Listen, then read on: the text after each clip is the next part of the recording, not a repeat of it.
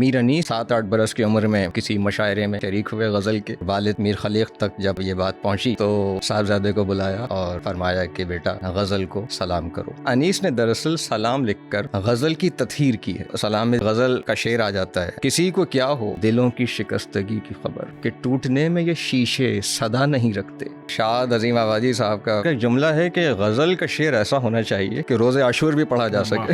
میر انیس ممبر پہ پڑھا کرتے تھے: مثال بدر جو حاصل ہوا کمال مجھے، گھٹا گھٹا کے فلک نے کیا ہلال مجھے. بہت سے سلام ایسے ہیں جو کہ مونس اور انیس کے ایک دوسرے سے کچھ لوگوں نے منسوب کر دیے. اگر منسوب کر دیے تو لوگوں نے کچھ غلط نہیں کیا. سلام میں مصائب کے جو شعر ہوتے ہیں وہ تبرکاً اس میں شامل کیے جاتے ہیں. یعنی سلام کی جو فضا ہے اس میں ایک متانت ہے. انیس کے مزاج میں تغزل اتنا رچا بسا تھا کہ ایک مصائب کا شعر ہے ان کے سلام کا. اور آپ دیکھیے کہ اس کا جو یعنی انہوں نے جو شعر بنایا ہے، اس وقت میری حالت غیر ہو رہی ہے وہ شعر. السلام علیکم. کسی نے تیری طرح سے اے انیس عروس سخن کو سنوارا نہیں. میر انیس کے مرثیے پر، میر انیس کی قادر الکلامی پر آپ نے ہمارے اس پلیٹ فارم سے بھی کچھ گفتگو سن رکھی ہے. ان کے ان کا جو انداز تھا پڑھنے کا، اس پہ ہم نے ایک باقاعدہ پوڈ کاسٹ بھی کیا تھا. آج ہماری خوش نصیبی ہے کہ ہمارے ساتھ ایک ایسے دوست موجود ہیں جن سے ہم میر انیس کے کہے ہوئے سلاموں پر انشاءاللہ گفتگو کریں گے. اور بلا تاخیر میں تعارف کراؤں گا جوہر عباس. آپ کو بہت شکریہ تشریف لانے کا. جوہر عباس خود ایک شاعر ہیں، رسائی ادب بھی کہتے ہیں، اس کے علاوہ خود اردو کی تدریس سے وابستہ ہیں، بلکہ تحقیق سے بھی وابستہ ہیں. اور سب سے ایک اور اہم بات ان کی شخصیت کا حوالہ ہے کہ ہمارے ہاں کے معروف تحت اللفظ خانوں میں سے ہیں، اور انیس کا کلام بھی پڑھتے ہیں، دیگر رسائی ادب کو بھی پڑھتے ہیں. بہت شکریہ آپ نے ہمیں وقت دیا جوہر. اچھا، ہم آج جو میں نے جیسے ابتدا میں عرض کی کہ انیس کی مرثیے پر تو ہم بات کرتے رہے ہیں. انیس کے سلام کے بارے میں اگر ہم بات کریں، کیونکہ اس کے بارے میں یہ کہا جاتا ہے کہ انیس کی جو قادر الکلامی ہے جس طرح مرثیے میں نظر آتی ہے، تو اس کے ساتھ ایک لطافت بھی ہے ان کے خیال میں، جو کہ غزل گو کی سی لطافت ہے. تو وہ ہمیں نظر آتا ہے جیسے کہ وہ ان کی سلام میں کہیں کہیں اس کے رنگ ہیں.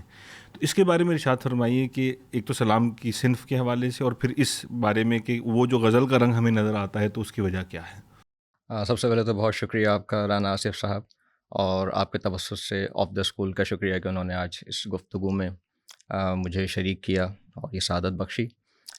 جہاں تک بات ہے صنف سلام کی، تو ظاہر ہے کہ سلام تو جب سے اردو ادب میں کربلا کا ذکر ہو رہا ہے تو سلام کی صنف موجود ہے. یہ اور بات ہے کہ اس کی حیت کے تجربات ہوتے رہے، اور پہلے سلام کسی اور شکل میں لکھا جاتا تھا، پھر غزل کی جو حیت ہے وہ بعد میں جا کے اس کی مقبول ترین حیت بن گئی. یعنی پہلے ہمیں سلام جو ہے وہ مخمس کی شکل میں بھی مل جائیں گے، ترجیباً کی شکل میں بھی مل جائیں گے. یہ میں انیس سے پہلے کی بات کر رہا ہوں، اس عہد کی. لیکن انیس کے زمانے میں جو سلام کی مقبول ترین حیت رہی وہ غزل کی حیت رہی.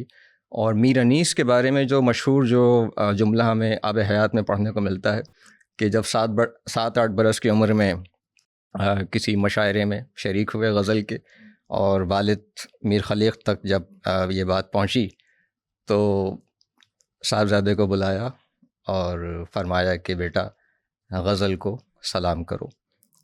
تو بس اس کے بعد سے میر انیس نے کبھی غزل اس طرح نہیں کہی. لیکن کہتے ہیں کہ جو ان کا جو لطافت تھی مزاج کی، اور جو غزل سے ان کو ایک فطری میلان طبع تھا، تو وہ سلام کی صورت میں ڈھل گیا. یا کہہ لیجئے کہ انیس نے جو ہے وہ غزل کو سلام میں تبدیل کیا. یہاں مجھے بات یاد آ رہی ہے ڈاکٹر فرمان فتح پوری کی. انہوں نے اپنی کتاب حیات انیس میں ایک بات لکھی، مجھے بہت متاثر کیا اس بات نے، کہ انیس نے دراصل سلام لکھ کر غزل کی تطہیر کی ہے. واہ واہ، یہ جملہ بہت واہ انیس کے سلام کے حوالے سے میں کہتا ہوں کہ بڑا کلیدی ہے، اور اس سے ہمیں انیس کے سلام کا مزاج سمجھنے میں بہت آسانی ہوتی ہے. اور وہ تو میں یہ سوچ رہا ہوں کہ خلیق کا فقرہ بھی کیسا جیسے پرمانی تھا کہ غزل کو سلام کرو. غزل کو سلام، اس میں دونوں معنی موجود تھے کہ غزل کو ترک کر دو اور یا غزل کو ہی سلام کر دو، سلام بنا دو. تو دیکھیے انیس نے دونوں معنی جو تھے اس کو عملی جامہ پہنا کے دکھایا، اور غزل یعنی امتثال امر دونوں صورتوں میں کر کے دکھا دیا جناب والا کر دیا. اچھا اب یہ فرمائیے کہ انیس کے ہاں جب ہم دیکھتے ہیں سلام میں، تو اس سے پہلے میں ایک اور بات ضمن عرض کرنا چاہ رہا تھا جو ہم پہلے بھی میں آپ سے گزارش کر رہا تھا کہ ہم دیکھتے ہیں کہ کچھ لفظ ایسے ہیں جیسے ہمارے یہاں کچھ نامانوس سے ہو گئے یا کچھ لوگ نہیں سمجھ پاتے، گو کہ ان میں سے وہ لفظ عام طور پہ بہت مشہور کلاموں میں بھی استعمال ہوتے ہیں. سلام سے پہلے جو ہے وہ جب سلام شروع ہوتا ہے تو عام طور پہ اس کی ایک نشانی سی یہ ہوتی ہے کہ جیسے سلامی آئے گا، اس میں فاتحہ کا لفظ آ جائے گا اور بہت سے کچھ اس طرح کے الفاظ ہیں. اسی طرح ایک لفظ آتا ہے مجرئی. تو یہ اس لفظ کو تھوڑا ہمارے نئے سننے والوں کے لیے، نوجوانوں کے لیے، کہ یہ لفظ سے مراد کیا ہے اور یہ سلام کے لیے کیوں مخصوص ہوتا چلا گیا. اچھا دیکھیے، جو انیس کے عہد میں تمام سلام تو نہیں، لیکن میں کہتا ہوں کہ کچھ سلام میں ہم دیکھتے ہیں کہ اس کا آغاز ہو رہا ہے کہ لفظ سلامی سے. سلامی کہتے تھے آدھا رلاؤ زینب کو، سر حسین سنا پر دکھاؤ زینب کو. تو دیکھیے اب وہ سلامی سے آغاز ہو رہا ہے. تو اب سلامی سے مراد یہاں پر یہ ہے کہ جو شاعر ہے، جو سلام کہنے والا شاعر ہے، وہ دراصل اپنے آپ سے مخاطب، تو وہ اپنے آپ کو سلامی کہہ رہا ہے. اور اسی طرح ایک لفظ جو اس زمانے میں تو معیوب نہیں تھا، ہمیں بہت شاعری میں یا روزمرہ میں استعمال ہوتا تھا، یعنی سلام کے لیے یا جھک کے آداب بجلانے کے لیے مجرا کا لفظ رائج تھا اس زمانے میں. تو اسی مجرا سے جو لفظ بنا ہے وہ مجرئی، یعنی مجرا کرنے والا، سلام پیش کرنے والا یا جھک کے آداب کرنے والا. یعنی ہم معصوم کی بارگاہ میں یا ان ہستیوں کی بارگاہ میں جن کے لیے ہم سلام کہہ رہے ہیں، تو اپنے آپ کو عجز کے اظہار کے لیے اپنے آپ کو جو ہے وہ مجرئی سے مخاطب کرنا.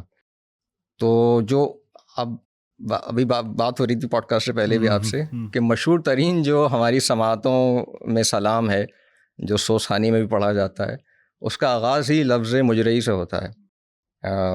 مجرئی خلق میں آنکھوں نے کیا کیا دیکھا، میر مونس کا سلام ہے. تو وہاں پر وہ تو لفظ ہمیں اچھا، یہ میر مونس کا سلام ہے جی.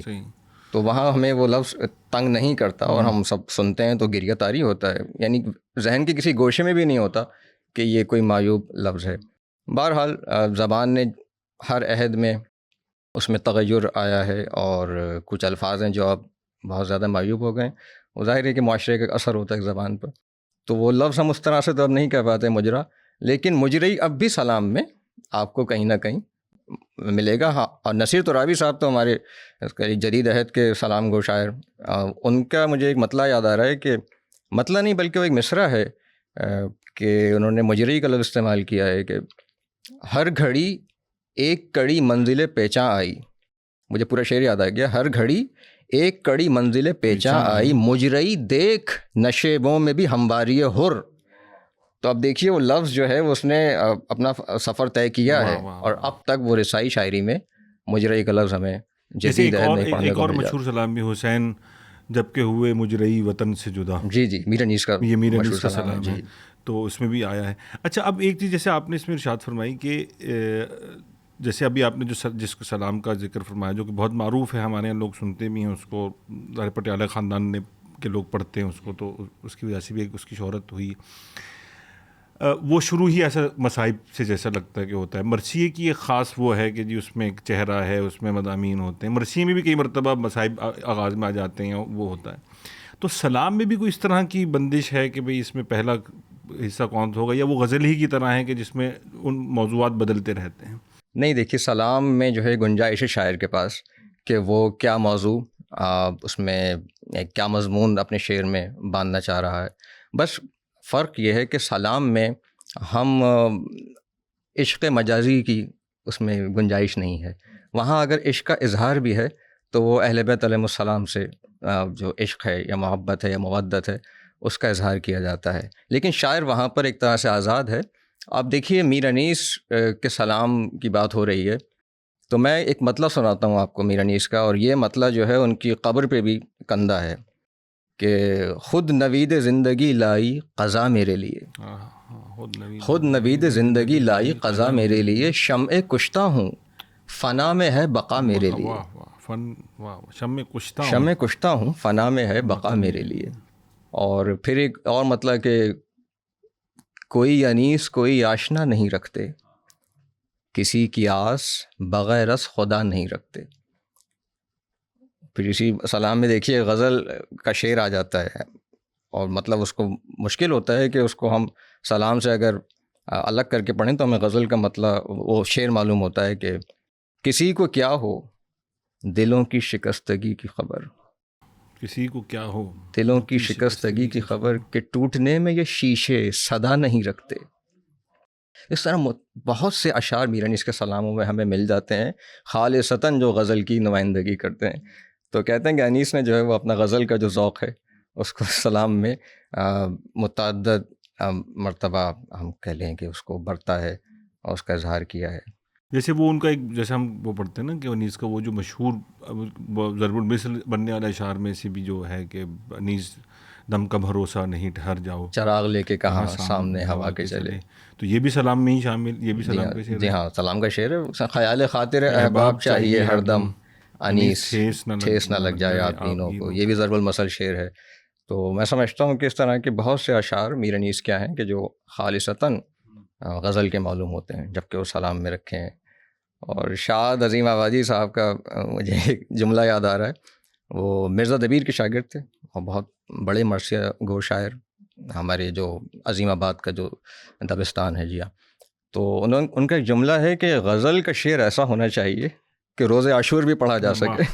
واہ. تو غالباً انیس سے روشنی لے کے انہوں نے یہ واہ واہ واہ. اچھا، اس میں پھر جیسے ہم دیکھتے ہیں کہ نصائح بھی آ جاتی، نصیحتیں بھی آ جاتی ہیں، اس میں دیگر فضائل بھی آ جاتے ہیں. تو سلام میں ایک طریقے سے اس کی جو اٹھان ہے وہ غزل ہی کی طرح ہے کہ اس میں، لیکن کیا پھر اس میں ایسا ہوتا ہے کہ جیسے اب ایک چیز اور ہمارے سننے والوں کو بتائیے گا کہ ہم دیکھتے ہیں کہ کچھ سلام میں جہاں پر مصائب کا ذکر ہوتا ہے تو وہ سوز کے طور پہ بھی پڑھا جاتا ہے. تو کیا اس طرح کی بھی کلاسیفیکیشن ہے کہ کچھ سلام جو ہیں وہ سوز کے انداز میں بھی پڑھے جائیں گے؟ اس کی بھی کوئی تقسیم ہے؟ جی ہاں، اب کچھ سلام واقعی ایسے ہوتے ہیں کہ جو مصائب سے آغاز ہوتے ہیں اور اس میں شروع سے لے کے آخر تک جو فضا ہوتی ہے وہ مصائب کی فضا ہوتی ہے. تو ایسے سلاموں کو ہم کہتے ہیں کہ یہ سوزخوانی کے لیے زیادہ موزوں ہیں. سوزخواں پڑھے تو اس میں وہ کیفیت وہ طاری ہو جاتی ہے.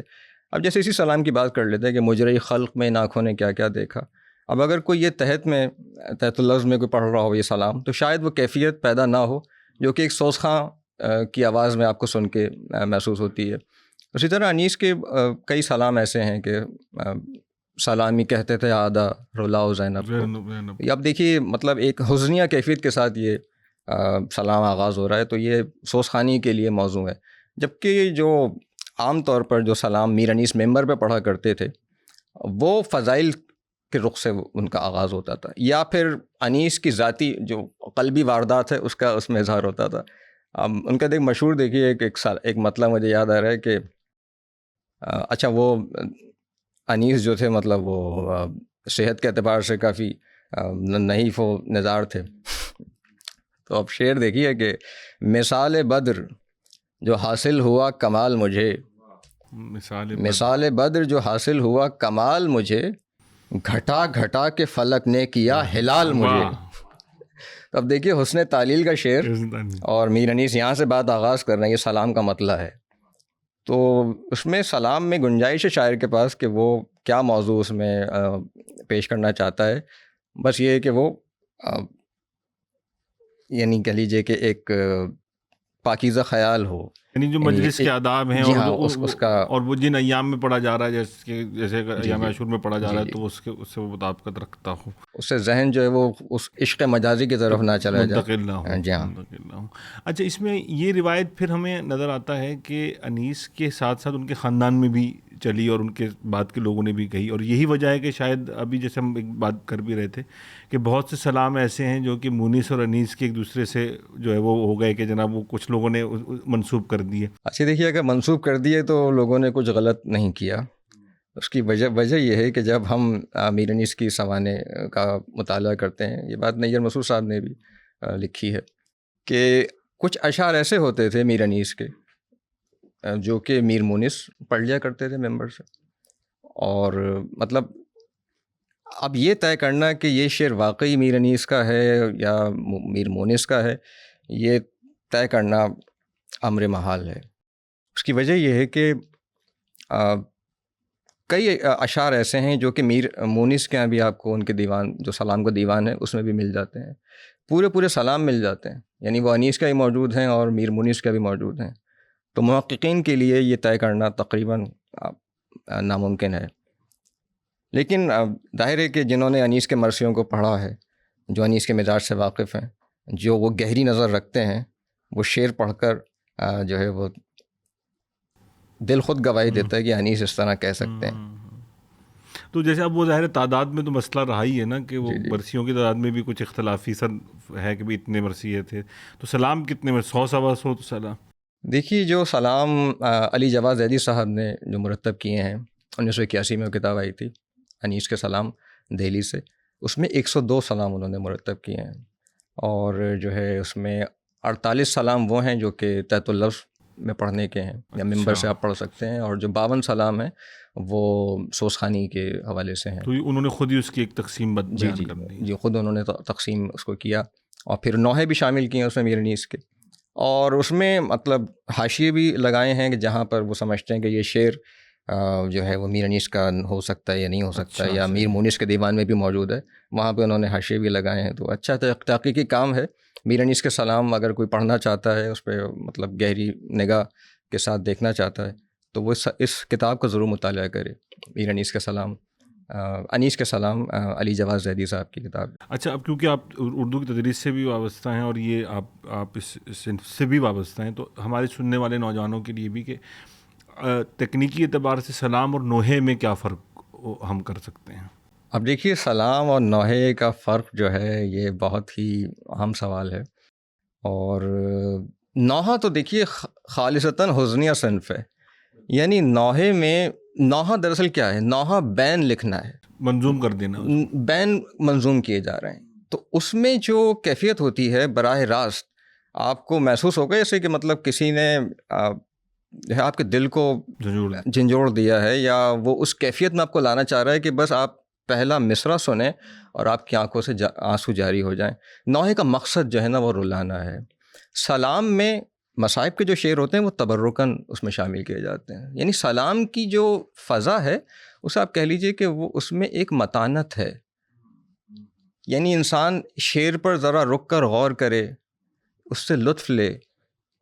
لیکن نوحے میں کیا ہے؟ نوحے میں آپ کو اتنا سوچنے کا وقت نہیں ملتا، وہاں پر بس وہ گریے کی کیفیت میں شاعر آپ کو لانا چاہتا ہے، تو وہاں پہ براہ راست بین، جیسے کہ مرثیے کا آخری حصہ جو ہوتا ہے وہ بین پہ مبنی ہوتا ہے، تو ہم کہہ سکتے ہیں کہ جو نوحہ ہے وہ مرثیے کے اس حصے سے ڈرائیو ہوا ہے، اور اس میں بھی کوئی صنف کا تعین ہے کہ وہ غزل کی صورت میں ہوگا یا اس نہیں؟ نوحے میں کوئی حیت کی پابندی نہیں ہے، حیت کی پابندی سلام میں بھی نہیں ہے، لیکن مقبول ترین جو اس کی حیت ہے وہ غزل والی ہے، جو دو مصروں کے شعر آتے ہیں، لیکن نوحے میں کوئی حیت مخصوص نہیں ہے، اور وہ کسی انداز کا بھی ہو سکتا ہے، یعنی مثلث میں آپ نوحہ کہہ لیں، مخمس میں آپ نوحہ کہہ لیں، اس میں کوئی۔ اچھا، سلام ویسے عام طور پہ جیسے ہم جو انیس کے دور کا یا اس سے پہلے کے دور کے بعد، انیس کے دور میں تو ایسا لگتا ہے کہ صنف اور بہت مرثیے کی طرح یہ صنف بھی بہت زیادہ مستحکم ہوتی چلی گئی، تو اس کا محل کیا ہوتا ہے مجلس میں پڑھنے کا، کہ اس کو جو ہے وہ مرثیے سے پہلے ہی پڑھا جائے گا یا بعد میں پڑھا جائے گا؟ اس بارے میں بھی کچھ بتائیے۔ آپ نوحے کی بات کر رہے ہیں؟ سلام کی بات کر رہے ہیں۔ دیکھیے سلام کا جو مقام ہے وہ مرثیے سے پہلے کا ہے۔ اچھا، اب اگر ذاکر مرثیہ پڑھ رہا ہے، فرض کیجئے مرثیہ تحت اللفظ، تو اسے اگر سلام پڑھنا ہے تو وہ مرثیے سے پہلے پڑھے گا، بالکل متصل ہوگا سلام۔ اگر سوسخانی کر رہا ہے تو اسے مرثیہ آغاز کرنے سے پہلے سلام پڑھنا ہے۔ اچھا، تو ہمارے یہاں جو سوسخانی کی روایت ہے، جو مجالس میں جس طرح سوسخانی ہوتی ہے، عموماً ہوتا ہے یہ کہ شروع میں 4 مصرے پڑھے، اب وہ قطع بھی ہو سکتا ہے یا رباعی بھی ہو سکتی ہے، اور اس کے بعد اس کو اچھا جو سوسا حضرات ہیں وہ اس کو سوس کہتے ہیں ٹیکنیکلی، وہ جو 4 مصرے پڑھتے ہیں یا رباعی پڑھتے ہیں اس کو وہ سوس کہتے ہیں، یا 6 مصروں کا بند بھی پڑھ لیتے ہیں سوس کے نام سے۔ اس کے بعد وہ اگر وقت ہے تو وہ سلام پڑھتے ہیں، اور سلام پڑھنے کے بعد پھر وہ فاتحہ پڑھواتے ہیں، تو وہ ایک طرح سے جو ہے وہ ایک بریک لیتے ہیں۔ فاتحہ پڑھنے کے بعد پھر مرثیہ آغاز ہوتا ہے، اس مرثیے میں بھی صرف مصائب کے بند پڑھے جاتے ہیں، فضائل کے نہیں۔ لیکن سلام میں سوسخاں بھی آزاد ہے، اگر وہ فضائل کے شعر والے سلام پڑھنا چاہتا ہے تو پڑھ سکتا ہے اور اس کو پھر داد بھی ملتی ہے، داد و تحسین بھی ملتی ہے. لیکن اس سلام میں بھی جو سوز خاں پڑھ رہا ہے 2-3 شعر مصائب کے ہونے چاہیے. اور اسی طرح جیسے آپ تحت اللفظ خوانی آپ خود بھی کرتے ہیں اور آپ شریک بھی ہوتے ہیں مجالس میں، تو اس میں بھی روایت یہ ہے کہ اگر تحت اللفظ خاں بھی اگر سلام پڑھنا چاہے گا تو وہ پہلے سلام کے شعر ہی پڑھے گا اور بعد میں مرثیہ اس کے شروع. بعد مرثی کا آغاز کرے گا. لیکن یہ لازمہ نہیں ہے، یعنی اگر وقت نہیں ہے تو وہ ایک رباعی پڑھ کر مرثیے کا آغاز کر سکتا ہے. اچھا، یہ چیز یہ فرمائیں گے کہ آپ نے خود اگر جب جیسے آپ پڑھتے ہیں تو کچھ یا تو آپ ہمیں آپ کچھ انیس کی جو یہ بات ہم نے شروع کی تھی نا کہ ایک اس کے یہاں سلام میں ایک رنگا رنگی ہے کہ جی اس میں موضوعات آتے جاتے ہیں، تو کچھ چیزیں اگر ہم مثالیں آپ کے ذہن میں ہوں کہ کچھ چیزیں ہم اگر ان کے اشعار کو دیکھیں کہ بھی یہ تو بظاہر غزل کا شعر لگتا ہے اور یہ سلام میں موجود ہے. جی جی. اچھا دیکھیے، میں نے کچھ اشعار تو میں نے شروع میں آپ کی سماعت کی نظر کیے. ایک شعر مجھے اور یاد آ رہا ہے میر انیس کے سلام کا. اس کا مطلب تو یہ ہے کہ نہ منصب سے غرض نئے خواہش جاگیر رکھتے ہیں، جو رکھتے ہیں تو دل میں جو رکھتے ہیں تو دل میں الفت شبیر رکھتے ہیں. اچھا، اس کا ایک شعر آتا ہے اس میں کہ اب دیکھیے گا، غزل کی بات ہو رہی تھی نا کہ تجرد پیشہ ہیں ہم کو عداوت ہے تعلق سے، کمر میں بہرے قطع آرزو زنجیر رکھتے ہیں. واہ، تجرد پیشہ ہیں ہم کو عداوت ہے تعلق سے، کمر میں بہرے قطع آرزو زنجیر رکھتے ہیں. اور اب دیکھیے تغزل، انیس کے مزاج میں تغزل اتنا رچا بسا تھا کہ ایک مصائب کا شعر ہے ان کے سلام کا. اور آپ دیکھیے کہ اس کا جو یعنی انہوں نے جو شعر بنایا ہے امام حسین علیہ السلام کی، جو اپنے نانا ختمی مرتبہ رسول خدا صلی اللہ علیہ وسلم سے جو محبت تھی، وہاں سے انہوں نے شعر کشید کیا. اب دیکھیے کیا لکھا. اس وقت میری حالت غیر ہو رہی ہے وہ شعر. اللہ اکبر.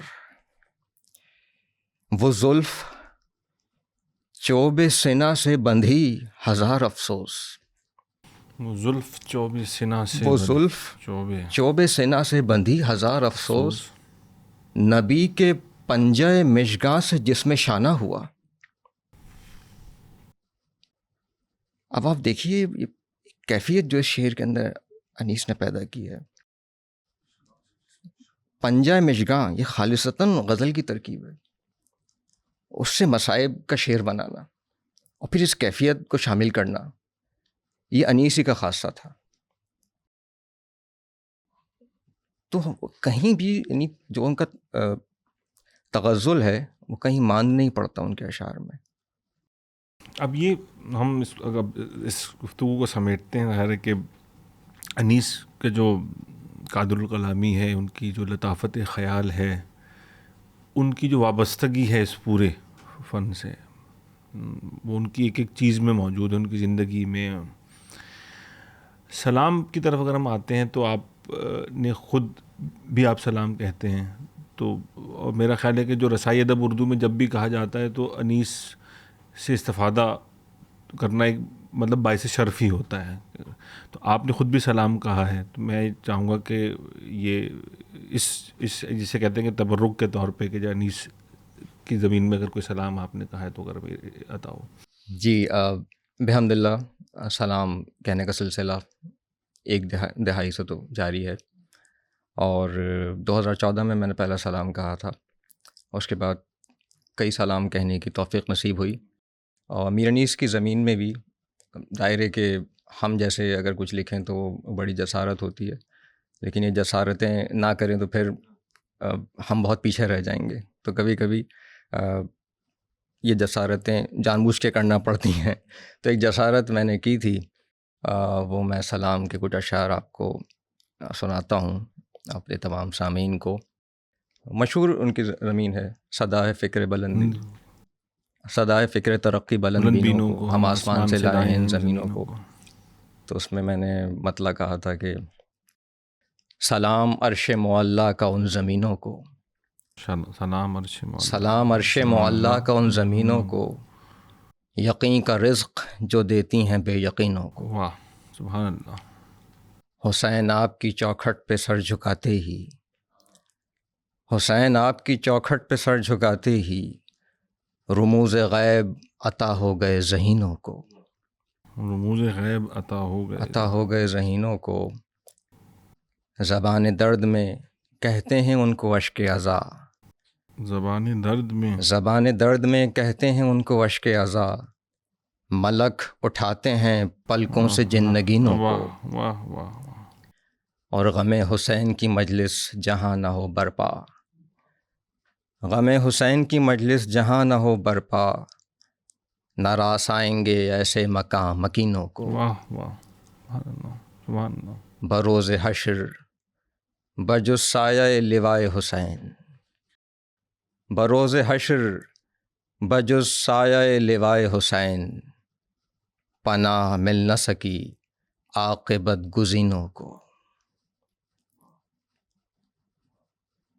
پناہ مل نہ سکی عاقبت گزینوں کو، اور مسلسل آتی ہے اب بھی ندائے نظم انیس، مسلسل آتی ہے اب بھی ندائے نظم انیس، کوئی عبور کرے معرفت کے زینوں کو، واہ، مسلسل آتی ہے اب بھی ندائے نظم انیس، کوئی عبور کرے معرفت کے زینوں کو۔ مقطع ہے کہ زمانہ ٹھیس لگاتا ہے روز و شب جوہر، زمانہ ٹھیس لگاتا ہے روز و شب جوہر، حسین جوڑتے رہتے ہیں آبگینوں کو، حسین جوڑتے رہتے ہیں آبگینوں کو۔ بڑی نوازش، بہت شکریہ آپ۔